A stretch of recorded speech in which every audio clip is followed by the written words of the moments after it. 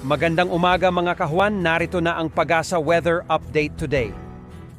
Wala po tayong binabantayan na low pressure area at bagyo sa dagat Pasipiko, lalong-lalo na sa loob ng Philippine Area of Responsibility. Inyo nakikita, northeast monsoon ang nakakapekto sa Northern Luzon, samantala ang Intertropical Convergence Zone o ITC ay nanatiling nakakapekto sa Mindanao. Sa susunod na 3 araw, bukas, Miyerkules, Huwebes hanggang Biyernes, ang amihan ay inaasang lalakas at makakapekto sa malaking bahagi ng Luzon kasama ang Metro Manila.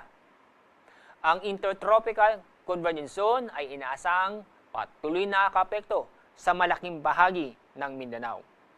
Ngayong araw ay medyo malakas ang hangin dulot ng amihan.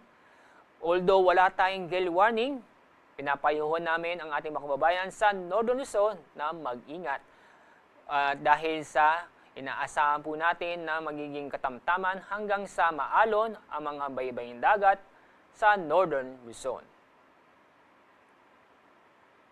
Sa araw nito, inaasahan ang maulap na kalangitan na may mga pag-ulan sa Cordillera, Cagayan Valley at sa lalawigan ng Aurora. Samantala, ang nalabing bahagi ng Luzon ay magiging maganda at maliwas sa panahon ngayong araw.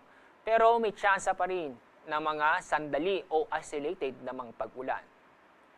Dako tayo sa Visayas at Mindanao. Unahin po natin ang Mindanao. Inyong nakikita, ang buong Mindanao ay magiging maulap ang kalangitan na may mga kalat-kalat na pag-ulan at thunderstorm. Pero sa Kabisayaan, maganda at maliwas sa panahon ngayong araw, pero may tsansa pa rin ng mga biglaang buhos ng ulan o isolated na pag-ulan dahil sa mga localized thunderstorm. Ang araw pong sisikat mamaya pong 6:03 ng umaga. Ang araw na lulubog sa ganap na 5:24 ng hapon.